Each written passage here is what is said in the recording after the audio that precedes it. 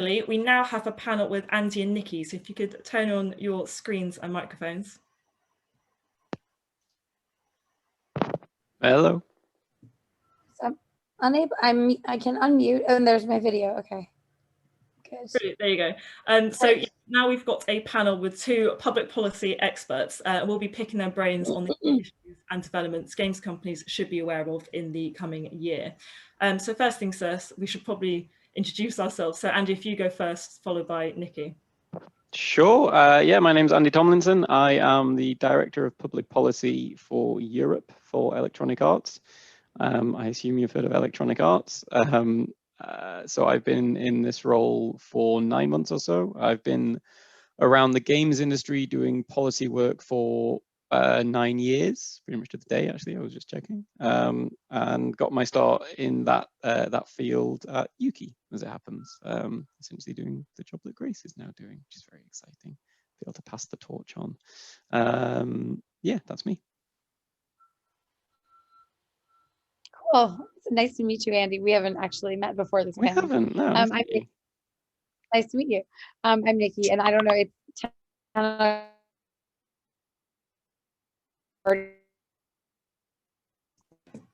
Classic Zoom. Nikki, I don't think you can hear me, but you're breaking up a little bit. It might be my internet. I'm not sure. It could be my internet connection. Are you able to hear me? Go off video maybe and just have your microphone.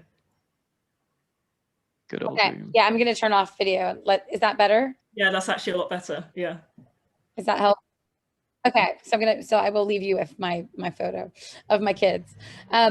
So my name is Nikki. I've worked in tech policy. Sadly, it's actually sad. It's a testament to my age, for 22 years. I like just cringe thinking that, but I got my start at Google in the early 2000s. When I actually didn't know what it was. When I started there, I was like, I hope this company is legit because I really need the paycheck. So I started at Google in the early 2000s, and then I did a master's degree in technology policy at Columbia in New York. And then I ended up at Facebook for about 10 years. And I literally left 2 weeks before the Cambridge Analytica scandal hit the press, which I'd obviously no knowledge of before. And I have never been so happy to not be at work as when that happened. But I spent the second half of my career running public policy for Instagram. And I'm actually quite new to the games industry. So I'm learning a ton about this industry in particular. So even though I have a bunch of public policy experience, gaming, in quotes, because I think that's it's such a broad term, and we use it so often, and it means so many different things to so many different people. But I started at Roblox last November, and I have kids who are Roblox age. So for those of you that don't know, I'm assuming a bunch of you do, but Roblox is a sort of a community where it's mostly kids, but now teens too are gathering together in this sort of immersive 3D experience to play together socially. And we've seen it just really, really take off during the pandemic because it provided an outlet for kids to be social when they otherwise couldn't be together in person. And so I've been at Roblox now for not quite 6 months. And I'm thrilled to be with you today. So thanks, Grace, and the team at Ukie for having me. We're glad to have you here as well. So we heard in Ben's pre-recorded talk, he briefly touched on online harms, which is obviously an important piece of legislation that's up and coming. So Andy, I'd like to ask you, how will it affect the games industry and games businesses? It's a good question.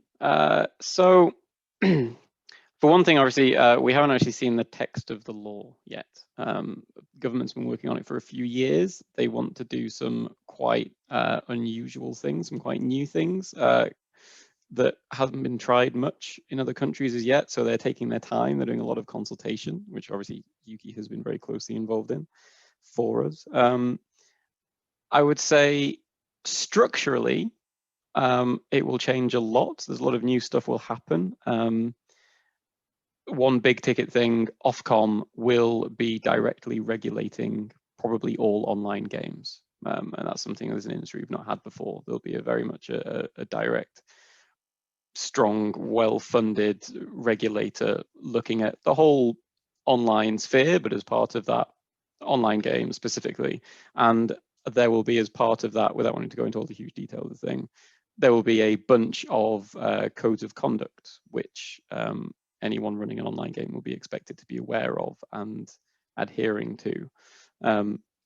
And all that's underpinned, the core of the whole piece of law is that anyone running an online service, which is basically any service where you can interact with anyone else on that service, will have a legal duty of care to their users. So that's all quite some hefty sounding stuff. That sounds like a big change. It is a big change. What I at least have been telling myself for EA's case, and I think for most games companies, is that practically the impact of that might not be as huge as everything I just said makes it sound. That duty of care, rather than Ofcom won't be looking at every individual interaction in your game and saying, well, user 25 harassed that person, we're going to fine you X. Rather, they'll be looking at your systems and how you go about making sure that what you offer is a safe place for people to play and interact with each other. So as long as you can show that you're making reasonable efforts, that you're having the sort of stuff in place that you probably should have in place if you're running an online game. So, you know, abuse reporting mechanisms, a system that allows you to react to those reports relatively quickly, some rules in place for your community, the kind of things that hopefully anyone who has any kind of sizable online game does have, then you should tick all the boxes. It's stuff that as an industry, in my experience, we take seriously. We're not perfect. We certainly have not fixed toxicity in online games by any means, but I think we're all trying, and that is really what this law is pointing at. It's because it's a law that's really aimed at social media and the government wanting to see more from that sort of big tech world that Nikki knows very well. Whereas we're in a slightly different space. Responsible. I am not the responsible party. I just want to make that clear. Yes, absolutely. Sorry, that was not meant to imply such. But yeah, I think from my experience with games companies is that we are at least having a go at all that stuff. So if you are looking at running an online game, a game with significant interaction with user-generated content where people can see stuff that other people have done or said or made, then you need to be aware of this, but you really should be sort of thinking about that already. And this is just the government making sure you are. That's the idea. There's still a whole lot of stuff that's vague about it that we'll probably get into around the technology you use in that. We'll get into it. There's massive holes in the legislation that it intentionally sets out to say, this is roughly what we're going to do. Ofcom will figure the details out, essentially. So there's plenty of questions still to answer, and this has to go through Parliament. And that the survey that Ben was showing us right at the start there about the level of concern that MPs have around specifically about our industry, it's quite likely that they'll be trying to crowbar in some stuff and make it more specific about the harms being talked about in that. So there's a ways to go. I hope that's a reasonable answer. The one thing, if it's okay, I could add, yeah, please. Is that, you know, I think I agree 100% with everything that Andy just said. The one thing I would say about, you know, any reg coming out, any piece of legislation, is that whenever you take something, and I'm just going to call it a blunt force instrument, it's something that we know will apply to every company, regardless of size. I do think there is this, and I'm for it, because I mean, most of us, and I really believe, want to do the right thing. And I see, when I look around, I see a great deal of, you know, effort to self-regulate and a desire to get this right. But when you take a blunt force instrument and apply it and say, you must do this, it is very difficult if you're a baby gaming company starting up, and you could be the next Twitch, you could be the next unicorn, you could be the next whatever in the UK, and you are now sort of saddled with a bunch of you know, sort of responsibilities that it's not that you'd shirk them or that you would be cavalier about things. I just think it's very difficult to apply a piece of regulation that really is taking aim at the gorillas, but is going to catch the innovation of the baby companies. And that is something that I hope there is some consideration for, because, you know, you want to still make sure that there can be innovation, even though safety has to be top of mind. It has to. But you have to leave room for innovation. So that's the only thing I would add to what Andy said. On this wider topic of the responsibilities that games companies have to their players, I think especially in the games industry where there's so many online communities as well.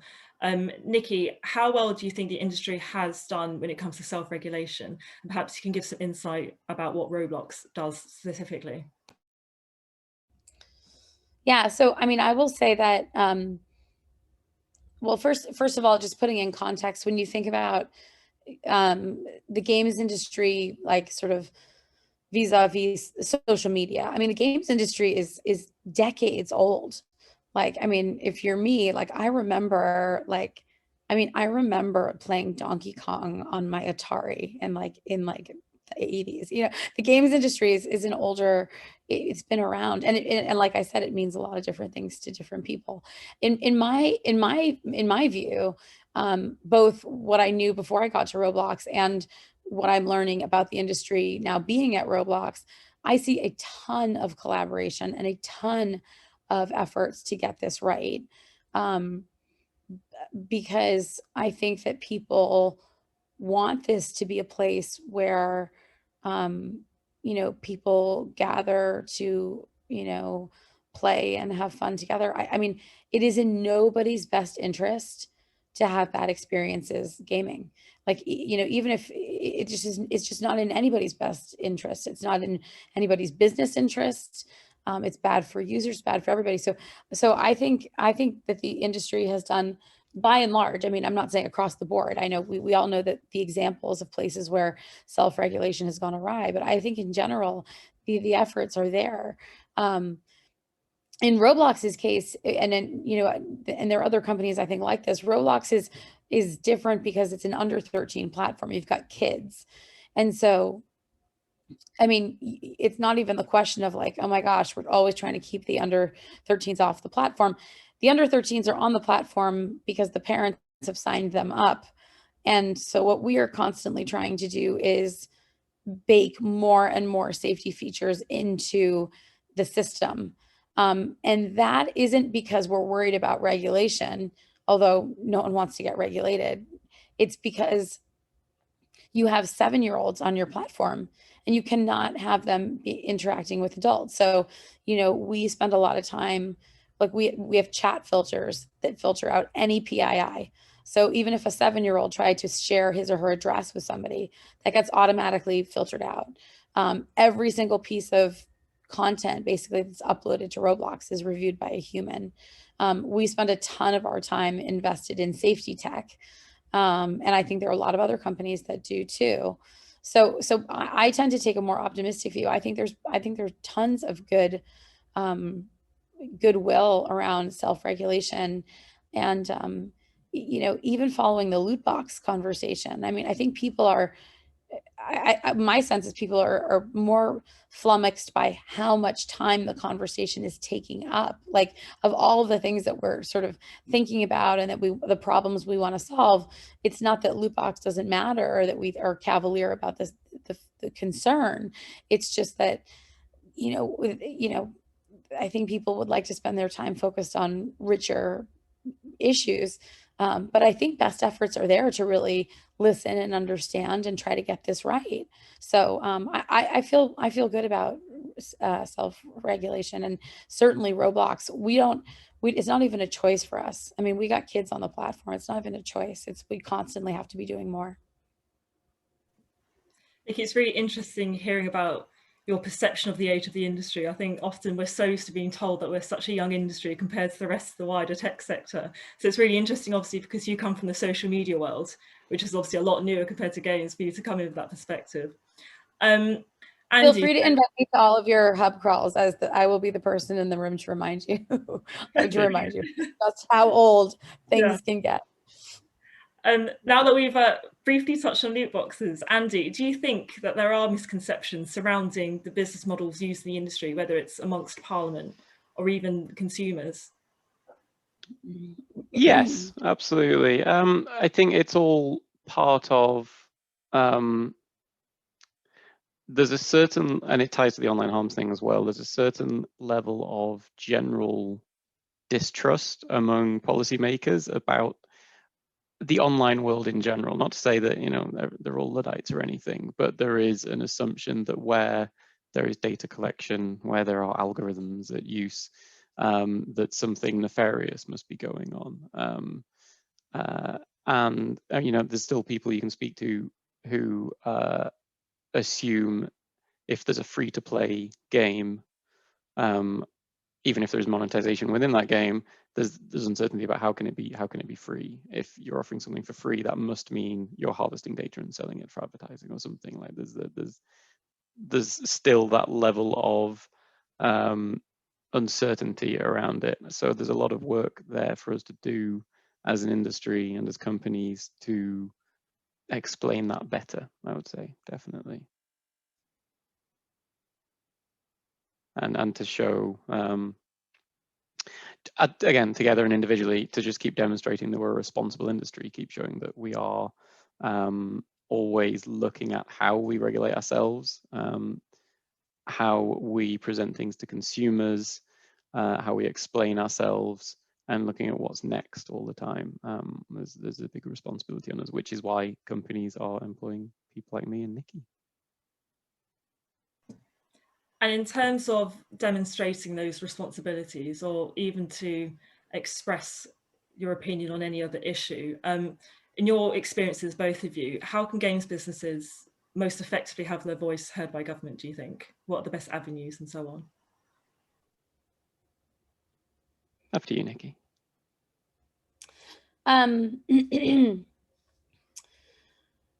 So I think so. The value of research, I think, is absolutely critical. Independent research, third-party research, because I can, even as a parent. So I'm a parent of, I have two boys who are 9 and 11 who are on Roblox. So I can go in and I can meet with an MP, or I can meet with a congressperson in the U.S. and say, listen, I have a personally vested interest in safety. Like, at scale, third-party research where we look at safety, where we look at the effects of screen time, or we look at the effects of well-being on kids who are gaming together, like what happens in their brains when they play games together online. I mean, research, I think, is so important, because it's not that it's irrefutable, totally irrefutable. I don't think it can be research done by Roblox and, but independent research, I think, is really important. I also think, to be honest, I know we sort of take as a grain of salt that people understand the game's economy. And I actually don't believe that that's necessarily true. I bet if you spoke to a lot of policymakers, they really don't understand. I would bet you a lot of people don't even totally understand what a developer is and what a developer does. And that there are developers who are 18, 19, 20 years old who are putting themselves through school. They're paying their parents' rents and mortgages. They are paying that they are contributing to the economy. And I think if we were to do a study, so obviously right now we're talking about the UK, but you could do a study in X country and say, this is the game's economy. This is powering your economy. And it's not that I think that precludes them from holding us accountable or saying, listen, it's fine, but you still need to do X and Y. But I think what it does is say, listen, it provides a counterpoint to say, you need to be, if you're going to regulate, and if you're going to, sort of really look at one specific piece of the puzzle, it's also really important that you understand what else the gaming industry is bringing to the economy and the value that it brings to the environment. So to me, research, I think, I mean, I don't think there's enough research that we can do. Although it's a financial, it's costly. But I think the economic argument is under emphasized in some ways, because I think that policymakers, I think that really resonates with them.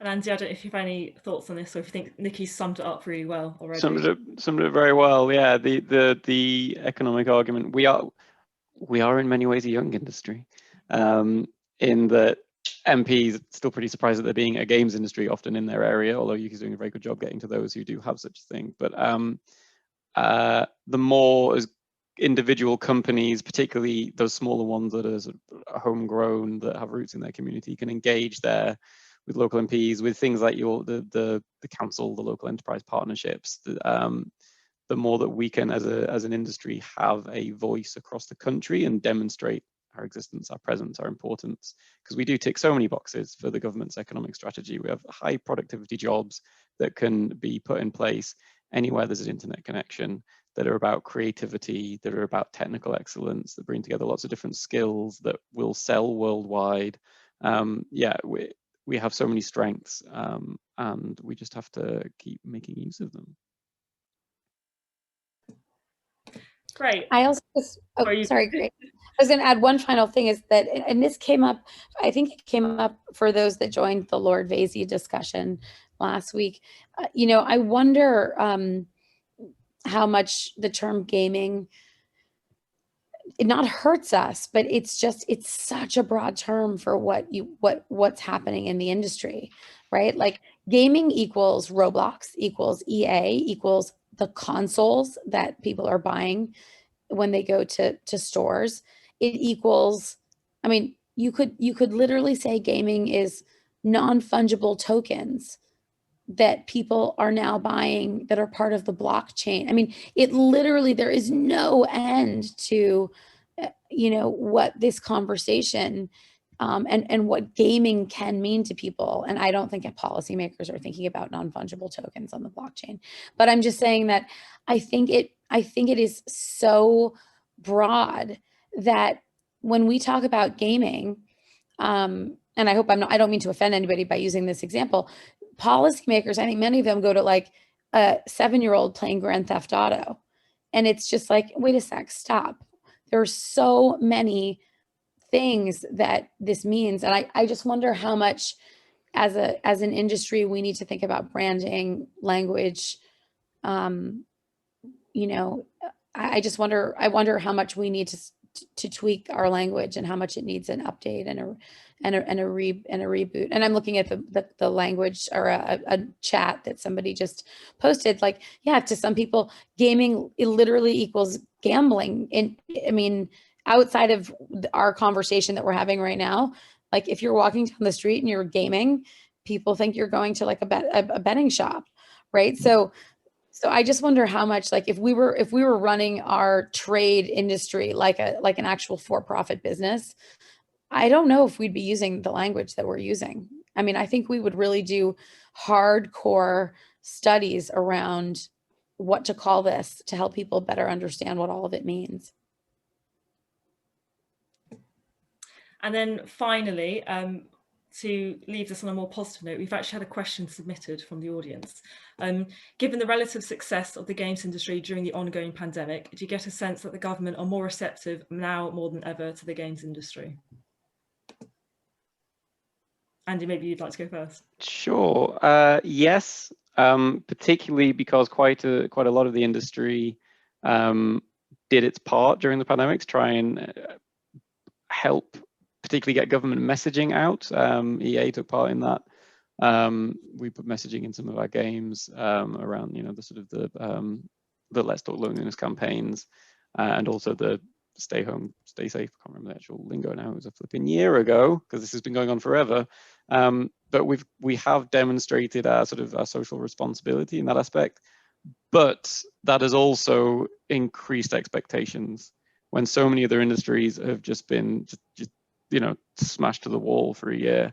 We sit around the table a lot with the film industry, with TV industry, and they basically just have to sit on their hands for a year waiting to be able to get started. Well, it's improving now, but you know, so many industries have had so much trouble, and we've actually made more money in most cases, particularly during that initial lockdown. So it has raised our profile, has raised our recognition. A lot of MPs themselves or their friends or their family, they've seen the direct mental health benefits of games. That's been a huge thing. I would be in a lot worse state than I am if I hadn't been able to play games over the last year. I'll say that for sure. So there's all that positive stuff, but it's created that expectation as well. They've seen us as we are a success story, such as you can be in these times, and so they want more in terms of social responsibility, in terms of doing our part.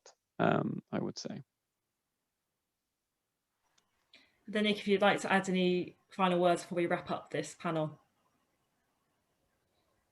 On specifically, like, if the government is more receptive post sort of pandemic.